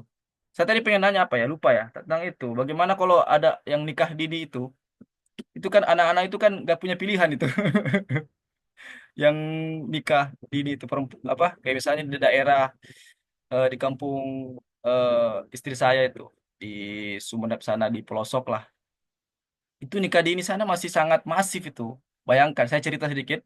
Jadi apa ya, anak umur 9 tahun itu sudah dinikahi gitu, dan ketika umur 4 tahun sudah punya anak gitu. Jadi dia itu yang lucunya itu saya nggak pernah dengar tuh. Bayangin saat akad itu, saat ijab kabul, anaknya tuh lari-lari tuh, itu yang perempuan tuh masih dapat bermain-bermain gitu loh. Itu. Nah, kalau ditarik ke dalam persoalan kita ini yang kita bahas, nah kan mereka ini kan tidak punya pilihan. Sayangnya ketika dan mereka sudah mungkin di tahun berapa mereka lahir pada menikah pada umur misalkan 9 atau 10 tahun. Bahkan yang paling mengerikannya itu ya masih dalam rahim nih. Udah dibilang gini, kalau itu anakmu perempuan, saya akan nikahi nanti gitu. Coba bayangin. Itu bahasa kasarnya udah di booking sejak sejak dini lah. Jadi kembali lagi, apakah tadi mereka yang anak-anak yang masih di bawah umur itu, jika ditarik apa ya, bisa kita bilang tidak punya pilihan itu apa yang saya tanyakan tadi? Nangkap tidak kira-kira apa yang saya tanyakan? Oh, jadi mungkin mereka kalau sudah menikah dini, apakah mereka masih bisa memilih punya anak atau tidak? Nah, Iya kan? kalau kalau kita lihat dari segi kesehatan itu kan, mohon maaf, kalau mereka mau punya anak, si perempuan ini belum siap secara reproduksinya, itu belum siap dan akan membahayakan nyawa si ibunya. Makanya pemerintah itu menetapkan batas minimal seseorang bisa menikah dan itu sangat erat kaitannya dengan kesehatan.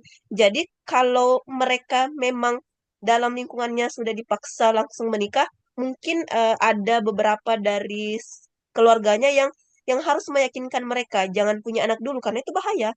Bukan masalah boleh atau tidak, tapi itu memang bahaya kalau dilihat secara kesehatan. Jadi mungkin itu. Ya, betul, Bang. Memang itu sangat disayangkan juga ya. Masih kecil sudah disuruh menikah dan mereka tidak bisa apa ya? Karena mereka dan yang menakutnya itu ya, yang menikah itu umur-umur 30 ke atas gitu loh. Eh, Syukur-syukur kalau masih ya ada beberapa daerah juga yang masih umurnya itu 10 sama lah 15 tahun 15 tahun. Bocil-bocil lah udah dinikahin gitu. Entah kenapa itu kan. Kemudian jadi kembali kepada topik kita, saya pikir sekalipun digaungkannya ini child free ya, beberapa daerah terutama untuk pedesaan dan untuk daerah-daerah terdalam dari ke kota itu, pasti mereka tidak akan terima gitu. Sekalipun mau digaungkan sekuat apapun itu, hei gak usah punya anak gitu. Atau mungkin ditakut-takuti kayak tadi.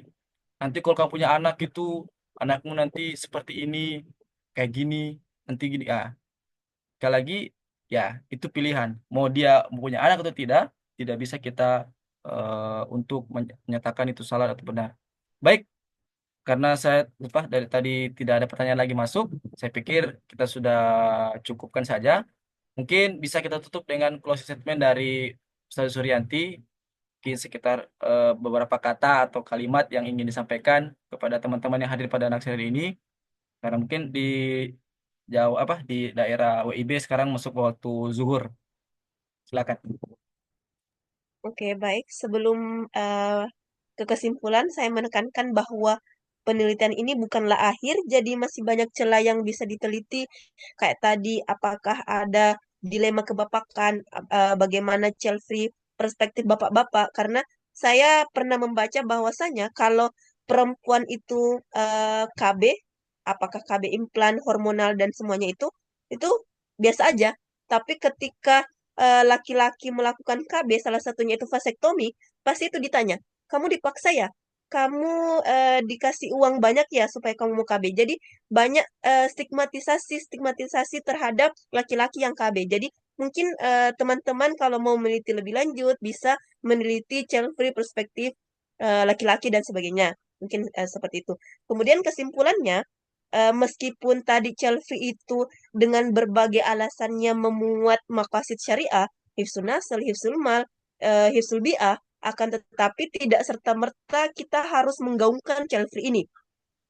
Ataupun kalau kita tidak siap memiliki anak, maka ketidaksiapan itulah yang harus disiapkan.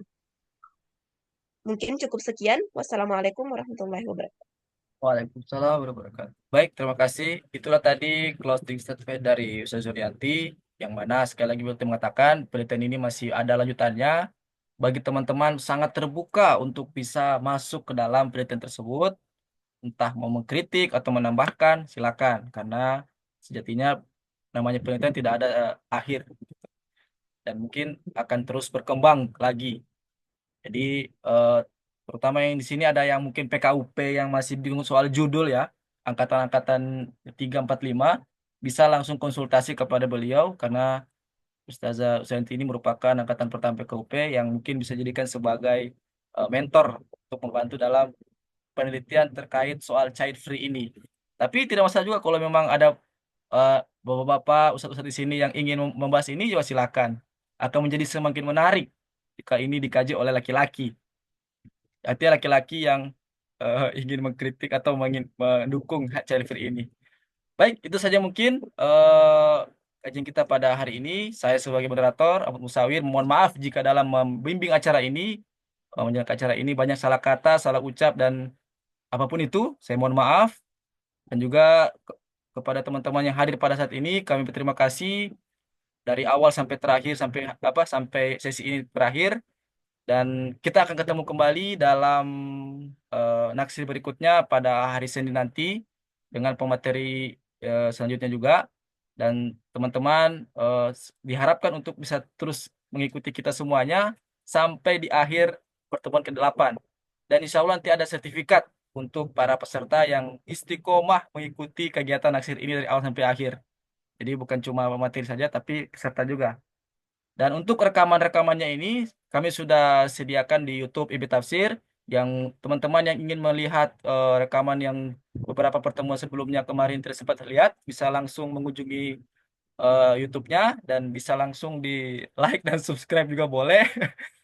Ya, dan juga sekali lagi tetap semangat sampai ketemu kembali dalam nasi berikutnya. Wallahu ta'ala fastabiqul khairat. Subhanakallah bihamdika. Asyhadu an la ilaha illa anta astaghfiruka wa atubu ilaik. Wassalamualaikum warahmatullahi wabarakatuh. Waalaikumsalam. Terima kasih semuanya.